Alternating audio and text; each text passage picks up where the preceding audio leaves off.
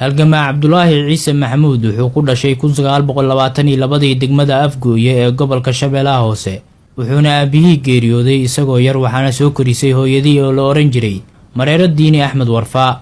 wuxuu u soo boqolay magaalada Muqdisho asigoo ka bilaabay dugsiga Quraanka iyo waxbarashadiisii hoose iyo dhexe. 1938 Cabdulaahi Ciise isagoo jira 16 sano ayuuna ka qalin jabiyay dugsiga sare wuxuuna durba noqday maamulo xafiis. 1943 wuxuu ka mid noqday golihii dhexe ee SYL oo markaas la dhihi jiray SYC asigoo 1944 ka furay magaalada Beledweyne laantii ugu horeysay ee xisbiga.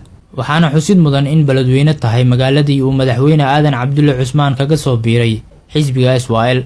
haliyey Cabdulaahi Ciise asigoo jooga Beledweyne isla markaana tahay sanad guuradii afraad ee xisbiga ee 15 May 1947 ayaa loo doortay xogayaha ururka asigoona durba bedelay magacii ururka ee ahaa SYC una bedelay SYL ama Somali Youth League. barnaamijkiisii siyaasadeed uu soo bandhigayna wuxuu ka koobnaa 5 qodob oo kala ahaa in la raadiyo gobonimadii iyo xorriyaddii shanta Soomaaliyeed oo midaysan, in la dagaalamo dhaqanka kala qaybinta ee qabyaaladda ku dhisan, in laga takhaluso ciddii ka hortimaada danta Soomaaliyeed, in waxbarashada lagu baahiyo dalka lana dhiso aqoonta iyo waxqabadka dhalinyarada, iyo in la qoro afka Soomaaliga. 1947 bishii November halgamaa Cabdulaahi Ciise Maxamuud wuxuu gudoomiyay fadhigii taariikhiga ahaa ee golaha dhexe ee SYL ku gaareen in muddo 10 sano ah maamulka Soomaaliya si ku meel gaar ah loogu dhiibo afartii quwadood ee waagaas dunida ka jiray, isla markaana ku adkaaday dagaalkii labaad ee adduunka oo kala ahaa Mareykanka, Ingiriiska, Faransiiska iyo Ruushka. dowladahan guddi ka socday ayaana dalka soo gaaray 7 Janaayo 1948 si ay ugu kurgalaan rabitaanka dadka Soomaalida. inta uusan guddigan imaanna SYL waxay qabatay shirweyne ee ka soo qayb galeen gudiyadii leegada ee gobolada Soomaaliyeed oo idil si loo cadeeyo mowqifka Soomaalida. 11 bishii koowaad 1948 halgamaa Cabdulaahi Ciise Maxamuud oo ku sugnaa xarunta SYL ayaa waxaa soo weerareen koox dabadhilif u ahaa Talyaanigii.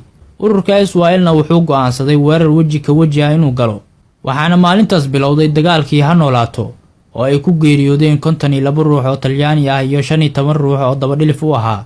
inkastoo maalintaasi ay dagaalka ku geeriyoodeen 14 wadaniyiin ah oo ay ka mid tahay halyeeyad Xaawo Cusmaan Xaawo Taako.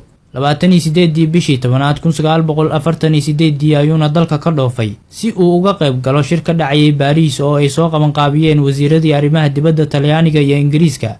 31 bishii 10 1948 wuxuu halgamaa Cabdulaahi Ciise warqad u qoray xogayihii qaramada midoobay asigoo u sheegay in Soomaaliya doonayso xorriyaddeeda. isticmaalkii Ingiriiska kolkaas wuxuu damcay inuu ku mudo talaal sun ah Cabdulaahi Ciise, waxaana Cabdulaahi Ciise iska dhigay oo aadna ugu ekaa mudane Maxamed Yuusuf Aadan Muuro. waxaa lagu muday talaalkii sunta ahaa ee loo maleegayay Cabdulaahi Ciise in muddo ah ayuuna u jiifay sariirta talaalkaas awgiis. 30 bishii 10 1948 halgamaa Cabdulaahi Ciise waxa uu ka degay magaalada London. 3 bishii 11 1948 ayuuna la kulmay xogayaha arrimaha dibadda ee dalka Ingiriiska. Maarso 1949 wuxuu tagay xarunta qaramada midoobay ee New York halkaas oo uu ka waday diblomaasiyaddii uu xorriyadda Soomaaliya ugu raadinayay.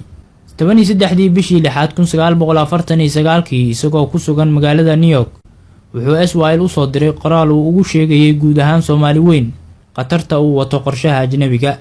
21 bishii 11 1949 wuxuu suurtageliyay in qaramada midoobay soo saarto go'aan koonfurta Soomaaliya xorriyadda lagu gaarsiinayo muddo 10 sano ah ayadoo uu maamulayo Talyaaniga iyo guddi ka socday qaramada midoobay oo ka koobnaa dalalka Masar, Filibiin iyo Colombia oo ilaalinayay howlaha xorriyad gaarsiinta sida ay u socdaan. 18 bishii 10 1950 halgamaa Cabdulaahi Ciise Maxamuud dacwad ka dhan ah maamulkii Afis ayuu u qoray qaramada midoobay asigoo ku eedeynayay inay ka leexdeen waajibaadkii loo xil saaray. wuxuuna weydiistay qaramada midoobay in la sameeyo guddi la tashi qaran oo awood leh.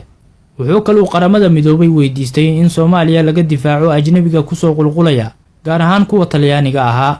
1954 wuxuu ku guuleystay inuu ka dhaadhiciyo qaramada midoobay in la isgarab dhigo oo meel qura laga wada taago calamada qaramada midoobay Talyaaniga iyo midka Soomaaliya. 1956 ilaa 1960 halgamaa Cabdulaahi Ciise Maxamuud wuxuu ahaa ra'iisul wasaarihii ugu horeeyay ee Soomaaliya. 1959 wuxuu mar labaad ku guuleystay xilka ra'iisul wasaarenimo. 12 bishii 4 1960 wuxuu abaabulay saxiixayna digreetadii lagu dhisay ciidanka xoogga dalka Soomaaliyeed, wuxuuna darajada generaalka u dalacsiiyey una magacaabay taliyihii ciidanka xoogga dalka Soomaaliyeed Daawud Cabdulle Xirsi. 1960 ilaa 1964 wuxuu ahaa wasiirka arrimaha dibadda. 1964 ilaa 1967 wuxuu ahaa wasiirka caafimaadka. 1973 ilaa 1984 wuxuu ahaa danjiraha Soomaaliya u fadhiya dalka Sweden, isla markaana wakiil ka ahaa dhammaan wadamada la isku yiraahdo Scandinavian-ka. 24 bishii 3 1988 ayuuna ku geeriyooday magaalada Rome ee dalka Talyaaniga. 29 bishii 3 1988 ayaana meydkiisa la keenay dalka. waxaa loo aasay si heer qaran ah, iyadoo halgamayaashii SYL dhammaantood ay aaskiisa ka soo qayb galeen intii markaa nooleed iyo